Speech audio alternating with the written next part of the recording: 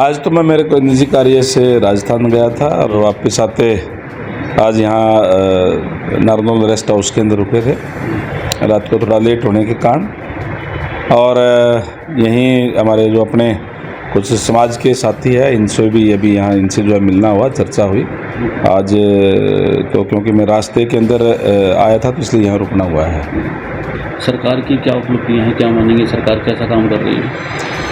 देखिए, भारतीय जनता पार्टी की सरकार पिछले 9 साल से सेंटर के अंदर भी आदरणीय नरेंद्र भाई मोदी जी के नेतृत्व के अंदर और आदरणीय मनोहर लाल जी के नेतृत्व के अंदर हरियाणा प्रदेश के अंदर चल रही है।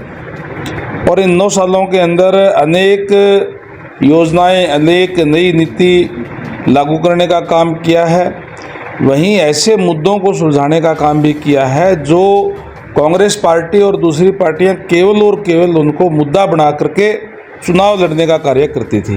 अगर मैं सेंट्रल गवर्नमेंट की बात करूं तो जैसे आपको पता ही है कि चाहे वो धारा 370 की बात हो, चाहे 3 तलाक जैसी कुरीति की बात हो, और चाहे जो हमारा हिंदुओं का आस्था का केंद्र है रामलला, जहां राम का जन्म हुआ और हिंदुओं की एक आस्था थी कि भाई बहुत पुराने समय से मांग थी कि हम वहाँ पे रामलला का मंदिर बनना चाहिए। हिंदुस्तान के अंदर भी वो रामलला का मंदिर पिछले 600 साल से बन नहीं पा रहा था, तो वो बना करके तैयार करने का काम किया हो। अनेक ऐसी नीतियाँ हैं और भारत का नाम विश्व पटल के ऊपर ऊंचा करने का काम किया हो। 2014 से पहले जिस नज़र से विश्व भारत को देखता था और आज जिस नज़र से देखता है उसमें उसका बहुत फ़र्क है। देश का गौरव आदरणीय प्रधानमंत्री जी ने बढ़ाने का काम किया है। जिस तरीके से उन्होंने कहा भी था कि मैं ना नज़र झुका के बात करूंगा, ना नज़र उठा के बात करूंगा, मैं नज़र से नज़र मिला करके बात करूंगा, और वो साबित करने का काम किया है। आज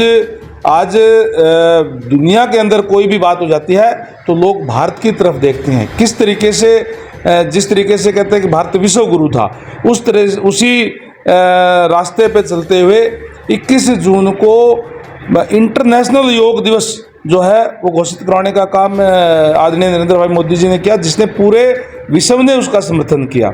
इसी तरीके से अगर मैं हरियाणा सरकार की बात करूं तो हरियाणा सरकार के अंदर आदरणीय मनोहर लाल जी ने अनेक नीतियां इन 9 सालों के अंदर लागू करने का काम किया है। विशेषकर जो युवा है उनको बिना खर्ची पर्ची के नौकरी दे करके और उनमें एक आत्मविश्वास पैदा करने का काम किया है।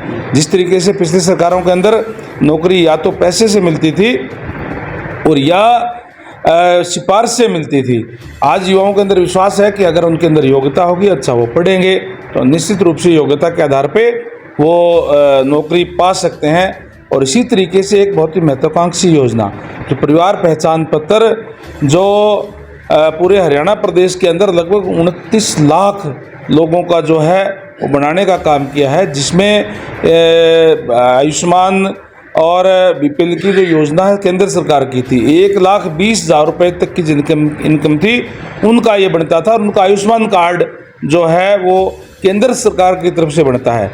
लेकिन हरियाणा के लोगों को और ज़्यादा लाभ मिले, इसलिए आदरणीय मनोहर लाल जी ने उससे आगे बढ़ते हुए 600 करोड़ रुपए सालाना हरियाणा के बजट से दे करके और 1,80,000 उसकी आय सीमा करने का काम किया, जिससे आज जो बीपीएल की सुविधाएं मिल रही हैं और उसको चिरायु कार्ड उनको देने का काम किया है। आज कोई भी गरीब व्यक्ति है उसका 5 लाख रुपए तक जो बड़े हॉस्पिटल है, अगर मैं हरियाणा की बात करूं कि मेदांता जैसे हॉस्पिटल के अंदर या जो जिलों के अंदर जितने भी प्राइवेट हॉस्पिटल बनाए हुए हैं जो पैनल पे है, उनके अंदर बिना कोई 1 रुपया दिए उनका फ्री इलाज हो रहा है। इस तरीके की व्यवस्था करने का काम जो है भारतीय जनता पार्टी ने किया है।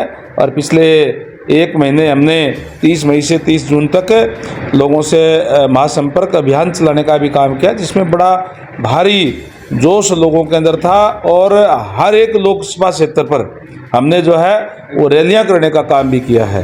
तो निश्चित रूप से आने वाले जो लोकसभा चुनाव है उसके अंदर फिर से हम 10 की 10 सीटें जो है हम जीतेंगे, और जब विधानसभा का चुनाव आएगा तो तीसरी बार फिर से भारतीय जनता पार्टी की सरकार हरियाणा प्रदेश के अंदर बनेगी। आप सरकार भाजपा गठबंधन से चल रही है, तो मुख्यमंत्री जी कहते हैं कि भाई ये सरकार जसपा के सहयोग से चल रही है, तो आपको क्या लगता है कि गठबंधन में सब कुछ ठीक ठाक है? देखिए, जहाँ तक गठबंधन की बात है, कोई संगठन का गठबंधन नहीं है। गठबंधन जो है वो सरकार चलाने के लिए था, क्योंकि जिस तरीके का मैंडेट प्रदेश की जनता ने दिया था वो पूर्ण बहुमत किसी भी पार्टी को नहीं मिला था।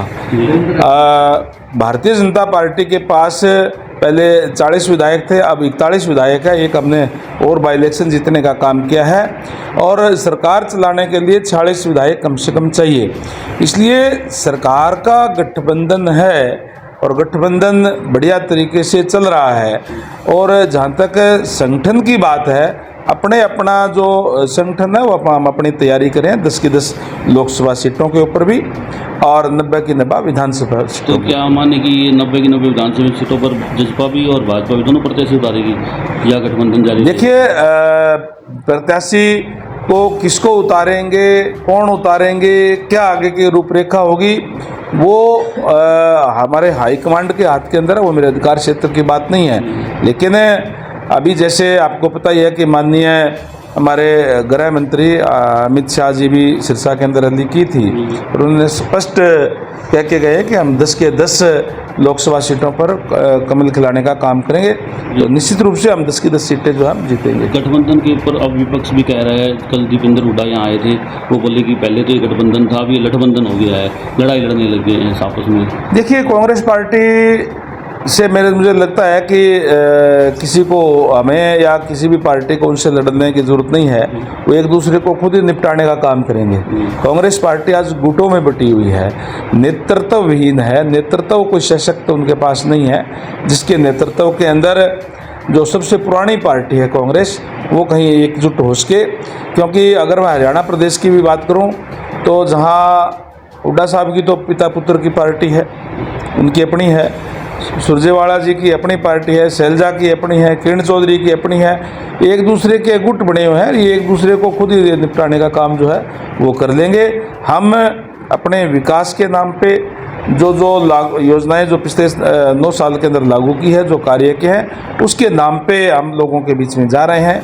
लोगों का समर्थन आज हमारे साथ है। विधानसभा पर भी कई बार उंगली उठती है, जब जब विपक्ष बोलना चाहता है तो मेजोरिटी को लेकर विपक्ष की बोलने का मौका नहीं दिया जाता। इस बारे में आप क्या कहेंगे? देखिए, ये रिकॉर्ड की चीज़ है, मेरे कहने की बात नहीं। हमने, चाहे वो पक्ष है चाहे विपक्ष है, पक्ष से भी ज़्यादा समय हमने विपक्ष को देने का काम किया है। आज तक के इतिहास के अंदर अगर आप देखेंगे रिकॉर्ड, तो आप उठा करके देख लीजिए। दूसरी कांग्रेस के सरकारों के अंदर तो जैसे ही सेशन शुरू होता था, जो विपक्ष के लोग थे उनको नेम करके पूरे सेशन के लिए बाहर कर दिया जाता था। हमने सुचारू रूप से चलाने का काम भी किया है, और पूरा मौका विपक्ष को बोलने के लिए जो देने का काम किया है। विपक्ष के पास अगर कुछ बोलने के लिए नहीं होता तो तब हम जो है पक्ष को भी बुला करके और उसको समापन करने का काम करते हैं। जन संवाद कार्यक्रमों के बारे में क्या कहेंगे? कई जगह इनका विरोध भी हो रहा है, नागपुर में विरोध हुआ था। देखिए, बहुत ही अच्छी योजना ये माननीय मुख्यमंत्री महोदय ने ये अच्छा प्रोग्राम बनाने का काम किया है। और मुख्यमंत्री खुद भी और सारे के सारे मंत्री, स्पीकर, डिप्टी स्पीकर भी अपने हलके के अलावा 5-5 हलकों के अंदर और जा कर के और लोगों से जनसंवाद कर रहे हैं, लोगों से पूछ रहे हैं कि हमने 9 साल तक जो अच्छे काम किए हैं वो भी आप बताने का काम करें। और जो कोई भी कार्य अगर आपको लगता है जनता को ये ठीक नहीं हुआ, वो भी बताने का काम करें, क्योंकि जनता सर्वोपरि है। जनता की तरफ से बहुत से अच्छे सुझाव भी आते हैं, उनको भी जो है वो लागू करवाया जा सके। और जहाँ तक आपने विरोध की और की बात की है, तो विपक्ष के लोगों का काम है। जनता, जैसे मैंने पहले कहा, आज भारतीय जनता पार्टी के साथ है।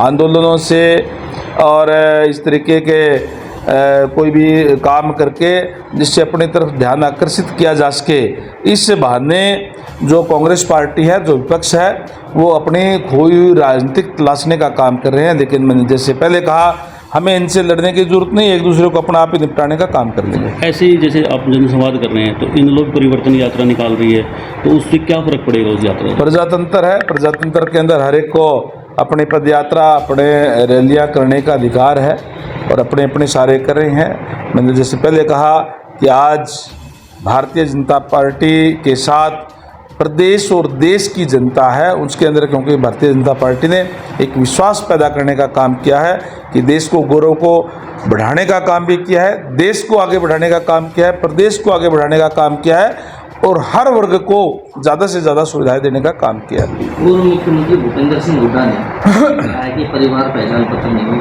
ये परेशान पहचान पत्र है, क्या कहेंगे सर? देखिए, उन्होंने अपने समय में तो कुछ किया नहीं और परिवार पहचान पत्र एक ऐसी योजना है जिससे कोई भी जो बुजुर्ग है, जैसे ही वो 60 साल का होगा, उसको कोई फार्म भरने की ज़रूरत नहीं है, अपने आप उनकी जो वृद्धावस्था पेंशन है वो उनकी बन जाएगी। इसी तरीके से अगर कोई विकलांग है तो अपना मेडिकल करा करके ऑनलाइन कराएं, उनकी पेंशन जो है वो शुरू हो जाएगी। और जो भी SC के बच्चे हैं, BC के बच्चे हैं, किसी को डोमिसाइल बनाना होता था, SDM के, तहसीलदार के धक्के खाने पड़ते थे, कहीं जाने की ज़रूरत नहीं है। आज उसी से उनका जो है ये तमाम चीज़ें जो है वो बढ़ जाती है। ये लोग तो उस टाइम भी कहते थे, इनके अपने समय के अंदर कभी बुढ़ापा पेंशन पटवारी बांटता था, कभी सरपंच को देने का काम किया और लोगों का ये शिकायतें होती थी कि बुज़ुर्गों की कि हमारे झूठे साइन करवा करके और पेंशन ले ली गई है। और जब हमारी सरकार ने डायरेक्ट बैंक में डालने का काम किया बुजुर्ग की, तब भी इन्होंने ये कहा था कि बड़ी दिक्कत होएगी, बुजुर्ग कैसे पेंशन जो है लेने के लिए जाएंगे।